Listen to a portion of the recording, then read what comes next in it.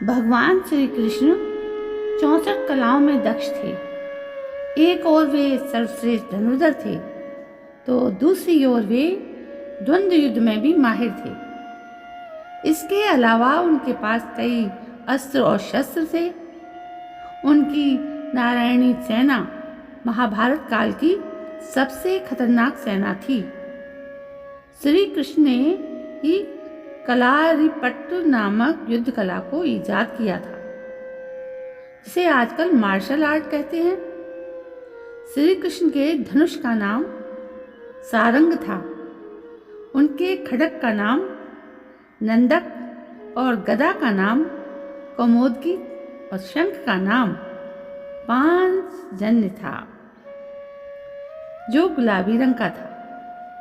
महाभारत में श्री कृष्ण के पास 2 रथ थे। आओ जानते हैं इनके बारे में संक्षिप्त जानकारी।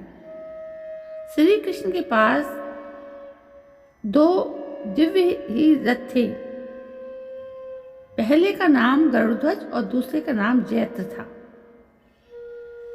गरुड़ध्वज के सारथी का नाम दारुक था और उनके अश्वों का नाम शैव्य, सुग्रीव और मेघपुष्प था।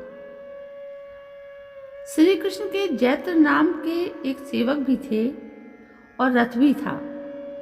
श्रीमद् भागवत महापुराण इन रथों का उल्लेख करता है। गरुड़ध्वज रथ बहुत ही तेज गति से चलने वाला रथ था। रुक्मिणी का हरण इसी रथ पर सवार होकर किया गया था।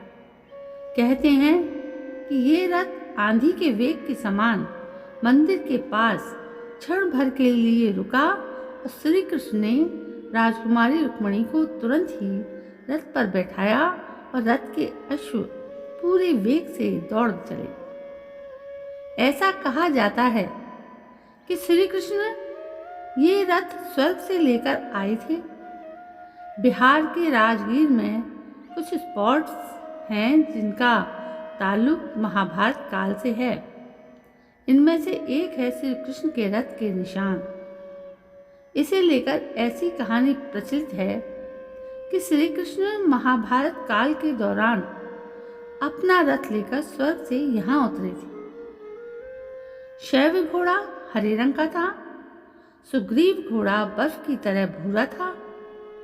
मेघपुष्प घोड़ा बादल जैसे कदमों वाला था और बलाहक घोड़ा राख के रंग का था और मजबूत कंधों वाला था।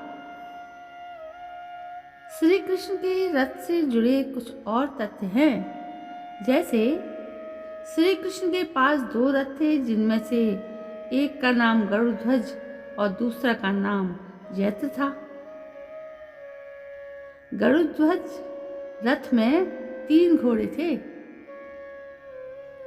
इस रथ के सारथी का नाम दारुक था। इस रथ में पक्षियों के बीच इंद्र का ध्वज था। इस रथ से बहुत अच्छी गर्जना होती थी। इस रथ को विश्वकर्मा ने बनाया था। श्री कृष्ण के रथ में जुड़े घोड़ों को स्नान कराकर उत्तम साज पहनाया जाता था। तो दोस्तों, इतनी अच्छी जानकारी हमारे पुराणों में, भगवत गीता में मिलती है और ये शाश्वत है। हम इसे कैसे झुठला सकते हैं? कितना भी कल्पना से आदमी सोचे तो इन सब बातों को काल्पनिक नहीं कहा जा सकता।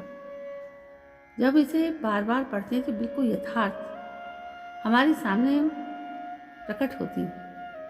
दोस्तों, कैसी लगी आपको ये जानकारी? बताइएगा ज़रूर एक कमेंट के द्वारा, और साथ में मेरे इस चैनल को सब्सक्राइब करना भी ना भूलें। कल मैं फिर हाजिर होती हूँ एक अच्छी सी कहानी को लेकर। तब तक के लिए जय हिंद, वंदे मातरम।